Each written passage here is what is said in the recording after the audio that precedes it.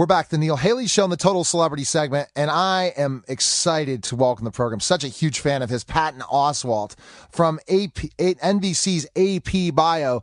Patton, thanks for calling, man. And I'm going to tell you, one of my favorite shows that you were on was King of Queens. Just wanted to tell you that, and just a huge fan of that show, and always will be. And you were awesome, man, in that for sure. Wow. Oh, thanks, man. Thank you.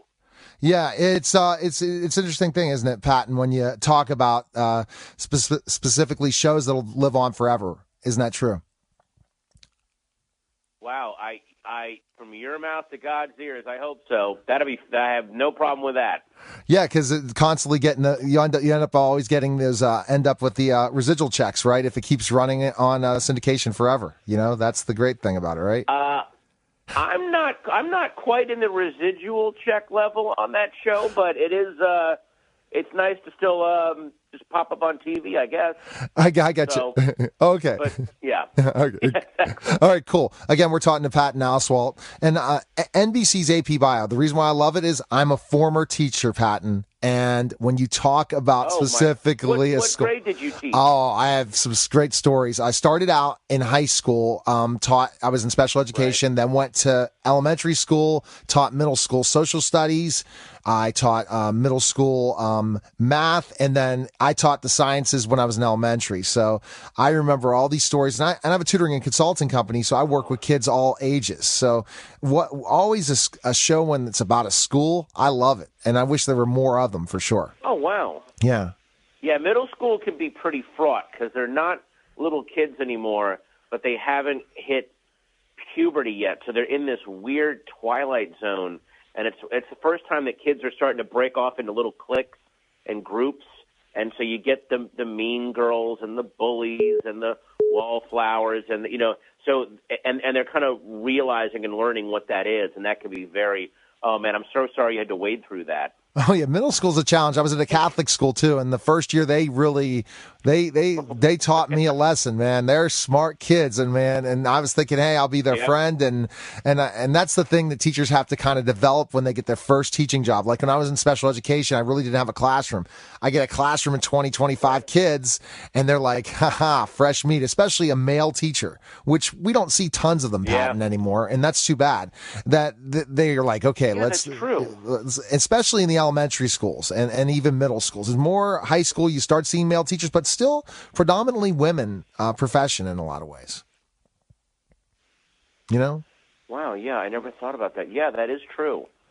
Exactly. True. There's not a lot of male teachers. Not as many as there used to be, that's for sure. Exactly. So this show, when you got the script and you said, wow, you like it, right? I'm sure you remember high school once you see this, right? Patton, when you look at it was two things. Yeah. It was definitely the high school aspect of it and what they were capturing, and it was also the fact the writer Mike O'Brien has been one of the more he's on the outer orbits of weirdness at SNL for years. So to see that mind try to tackle what is kind of a standard sitcom trope, and then see where he would take it. Both of those things combined were a big yes for me, and the show is amazing because it's his experience growing up in Toledo through his mind. So it's pretty amazing. And when you think about AP, you think about the craziness, Patton. You think about, these teachers are held to a higher standard in so many ways because if these kids don't perform and get college credit, it's on them. And they also are... Well, also, AP students, they're way more, in a lot of ways, they're way more motivated and have much better mapped out goals than the teacher, him or herself. So there's that challenge. It's almost like you're auditioning in front of your class every day to keep proving that you're going to be their teacher and why you should be their teacher. And that can be really nerve-wracking. That's a great point. Think about it. You're right, because these kids are more brilliant than the teacher. They're going to go on to unbelievably successful jobs. They might be going on to Harvard, Yale, possibly another big-time school or full ride. And that teacher sitting there is like, I got to prove myself. I'm as smart as you. Why did I decide to just teach AP Bio? Why am I not changing the world? You know what I mean? So I understand exactly. Yeah. Well, I can't wait to check it out for sure. And tell us about your character, Patton. Well, I play the principal of the school, who basically I am an authority figure with zero authority, and I've sort of I wouldn't say I've completely embraced where I am, because I still kick against the box that I'm in, but he is that classic. The guy who is running things that no one's quite listening to. Yeah, I know those. That's for sure. And I'm sure you did some studying up of principles, right? And thinking about the principles you had as a student, right? When you took this job. Yeah. Well, also just some other depictions of principals. And one of my favorites is in the movie Mean Girls. Tim Meadows is the principal in that school, and he's so fantastic as a guy with zero authority. So I was trying to keep his performance in mind, but then do my own thing with it. But Tim Meadows is the master at playing people in authority who actually have no authority. He's so amazing at that. So, I really love doing that. Oh, and then Stephen Tobolowsky of Bergs. Oh yeah, he's awesome. I've interviewed him. He's fantastic. He has to fight for his own status against his mom. So Yeah, absolutely. So how did you look at those characters? Yeah. And what about Ferris Bueller? You think about a principal, Ferris Bueller's principal. That one, especially. Yeah, but if you look back at Ferris Bueller, it gets a little sinister. Why is he so obsessed with this kid? It gets a little weird. I didn't really quite take it that far, because I don't think this guy doesn't hate any of the students. He's excited to have a great learning environment for them. He just is very, very clumsy as to how he goes about it. Absolutely, Patton. And so the mixture. So what would you say your character is, this principal, like his background in a little bit, for people who have not tuned in yet to watch the show? I'm not really going to say. I'm going to let people watch the show and discover it, because there's some cool revelations down the road in upcoming episodes. I'm just going to let that just watch, and you'll see it develop. All right. Again, we're talking to Patton Oswalt of NBC's AP Bio on the Neil Haley Show. And Patton, what was your fondest experience in school? Do you have a favorite experience, Patton, you had in school? Because we're talking education. I love this today. What experience would you say in school that you really remember well? A teacher or an experience? Yeah. I remember I had a really amazing shop teacher of all people. He was teaching us, how to, fix an engine and work with wood. But then he was also had this weird kind of backwoods philosophy about life, and it would come out at odd times. So it was just that juxtaposition of kind of a redneck dude teaching us about engines, but then also getting into, kind of deeper life hacks was a kind of a startling thing when I was in the 80s in Virginia. So that's always been my favorite part of high school. I have some favorite memories.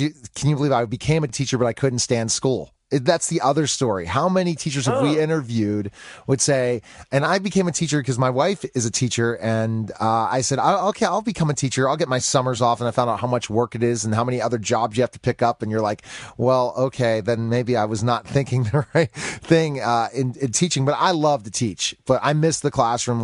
But again, It's such a challenge. They have the hardest job. They really do. A lot of people become teachers. I hate the expression, those who can and those who can't teach. That's so dismissive. Yes. Because there are a lot of people that the reason that they become teachers is because they are truly obsessed with the subject that they are teaching, and they've mastered it. And the only way to go further with it, the only way to get newer insights into, let's say, a period of literature that you love, or a type of physics, or a level of mathematics that really, really speaks to you, is to introduce it to younger, less experienced minds, and keep getting you get to spend a life getting fresh takes and new angles on this thing you love. And that is something that I think is overlooked. A lot of people truly enjoy teaching because of what they get back from it. I don't want to use the cheesy expression, oh, the kids teach me more than I teach them. It's not that. It's that this subject informs their life, and they want to look at every possible angle. I've had, literature professors that they love James Joyce, and the only way for them to get deeper into Ulysses or the Dubliners is to have younger, less experienced people take a run at it and see what they think. It's just this constant downloading of new information that's why they do it. It really is exciting to get into the classroom every day, even on days when the students don't respond, because that's just as informative for them of why didn't this thing capture their imaginations? Why does this one concept hit them and not sink in? That also, that is just as fascinating for them. So, that's a big aspect of teaching that I don't think people look at enough. That's a great point. And because guess what? And that's what I learned as a teacher, that I want to learn new things every day. I want to go and learn a new way in social media. We could take education and everything we do in our lives, Patton. But if you get a chance to teach, you'll say, holy cow, if I can learn to teach something, I'll know it 100 times more than if I would just read it in a book and not apply it. That's the key point.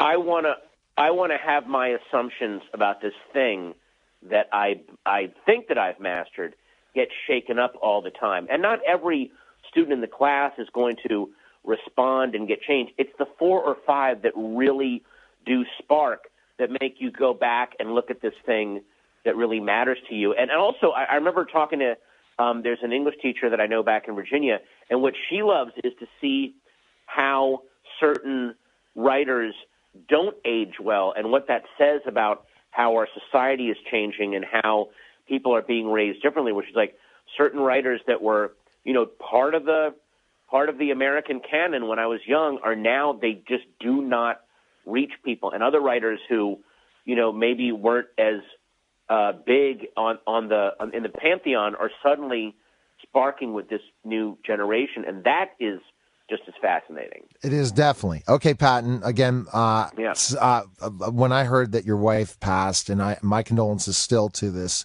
day, I feel, but this has got to be a so real experience to know her book's out. So tell us about that. Give a little bit quick information on that.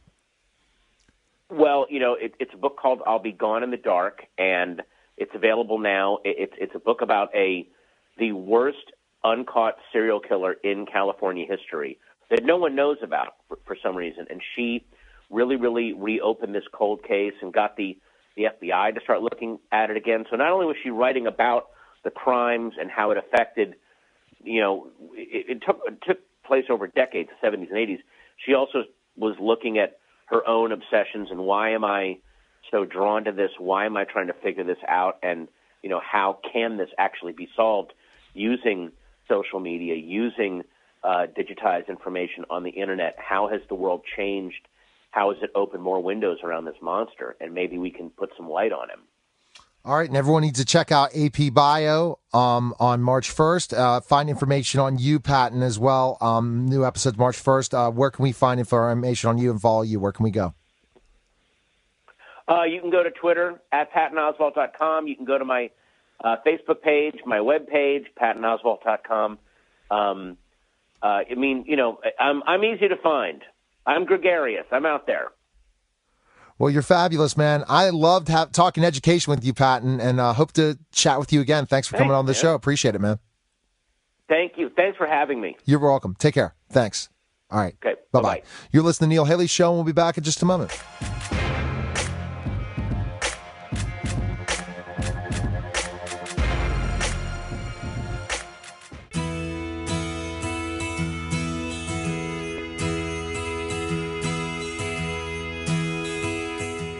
Scout is trustworthy, loyal, helpful, friendly, courteous, kind, obedient, cheerful, thrifty, brave, clean, and reverent.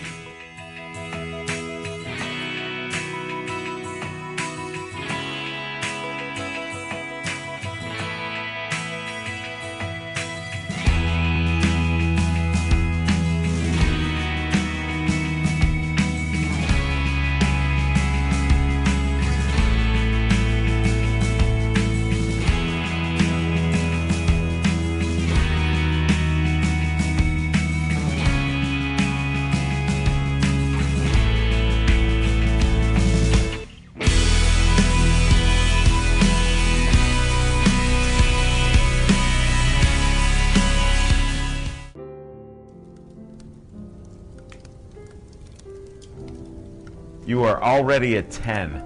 Imagine the possibilities with me at your side.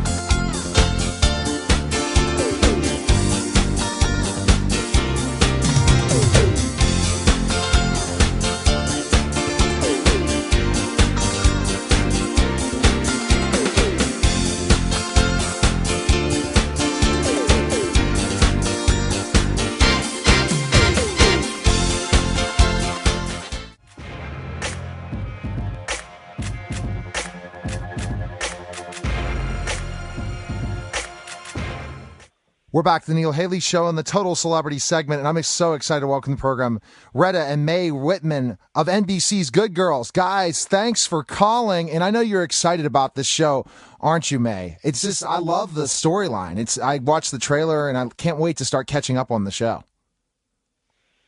I mean, I'm definitely excited. I'm on the dang thing. I'm really freaking excited, but I would be excited even if I wasn't on it. You know, I think it's an amazing show.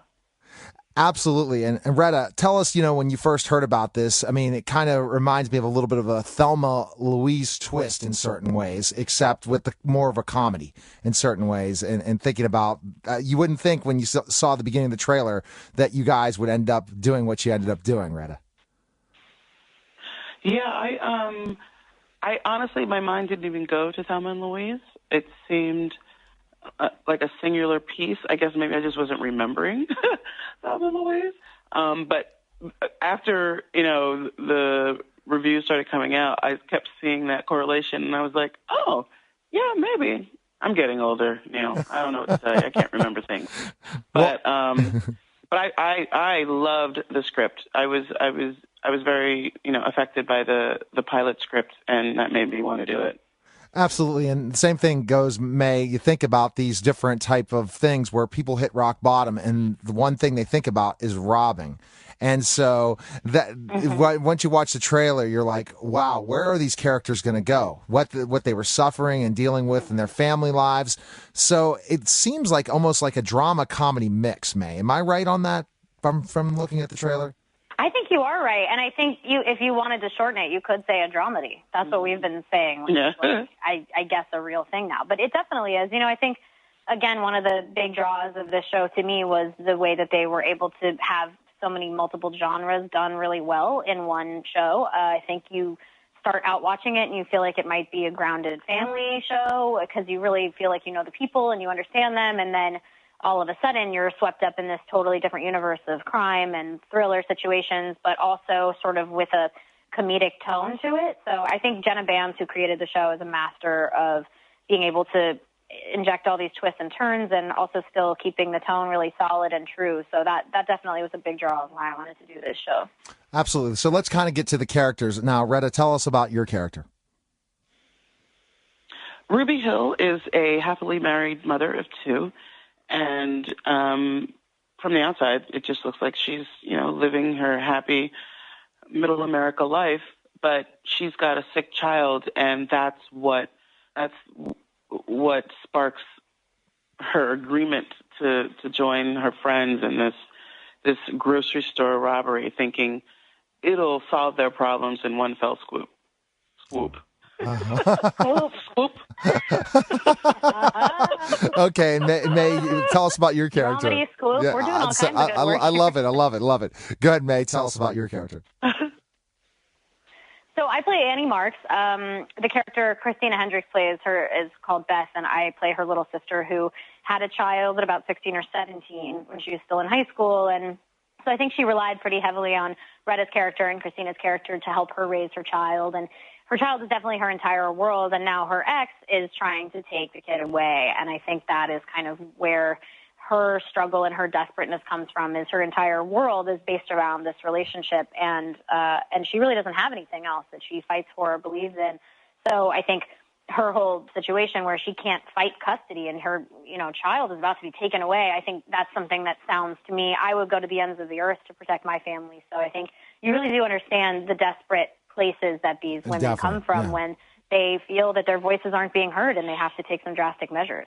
And that's the thing about life is we're going to hit these rock bottoms regardless if we don't expect it. And how do we respond to it? And you guys respond in a little different way, but we're going to root for you based on your stories, right, Retta? That's the thing, that because of what you guys are suffering through, we're going to root for you and not consider you like bad guys, bad girls. More, that's why the title Good Girls. It's the classic anti-hero.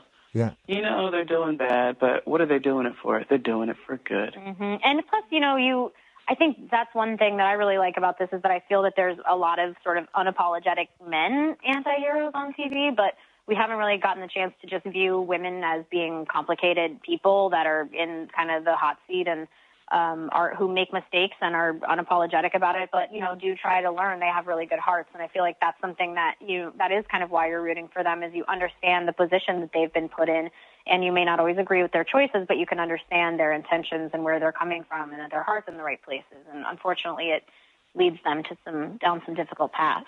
And we've seen so many bank robber characters that we root for in the history of this, but not really a television show. Retta. So that's the exciting part about this, is that the journey of how after this happens, how you guys grow as individuals and how everything changes in so many ways. So that's the kind of cool thing, because a lot of the other ones, I tell you, I can name like 5 or 6 of bank robbery type heroes. But think about this. It's going to be a week to week show. So we definitely see the characters grow. I think we relate better because we weren't bold enough to go to a bank. We're like, we're just going to hit this grocery store that Annie works at. Exactly. Yeah, and, I think, again, that adds to the realness of the situation. Is it's not like this thing where we're planning this giant, takedown of, like, City National. It's just I work at this store, and the whole plot comes about where I'm like, yeah, people rob it all the time. It doesn't affect anyone personally. The store is insured. Nobody gets hurt. Nobody wants to do anything. It seems like a very sort of doable thing, which it does sound like this crazy situation. But when all the cards are laid out on the table, you actually think, hey, maybe this isn't such a bad idea when there's no other options. And so, and that's what I'm thinking about throughout this, is the journey of what's going to happen with you guys and everything. Everyone needs to tune in Mondays at 10 p.m. Eastern, and it did premiere already on Monday. So go back, catch up this weekend so that you can be ready to tune in Monday to the next episode and see your guys' journey and see where it goes. And where can we follow both of you? Retta, where are you on Twitter, Instagram, all the different social media? And then we'll go with the same thing. On the other one. Go ahead. Tell us. I am unforgettable on Twitter and Instagram. UNFORETTABLE. You're welcome, America. You're unforgettable in real life. and May, where for you? Where can we follow you? Yeah. Yes. I have Instagram. Mine is Mr. Garf, MisterGarf, after a Rastafarian gardener that I met. Please don't ask. And the Twitter situation is Maybirdwing, MaeBirdWing.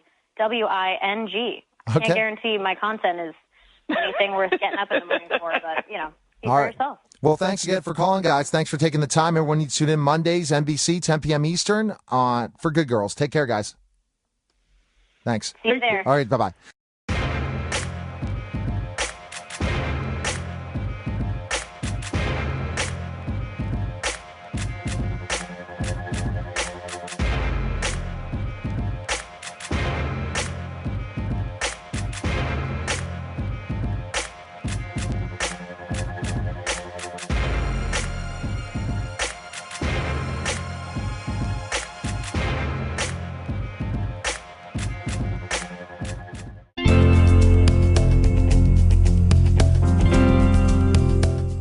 My honor. I would do my best to do my duty to God and my country, to obey the scout law, to help other people at all times, to keep myself physically strong, mentally awake, morally straight.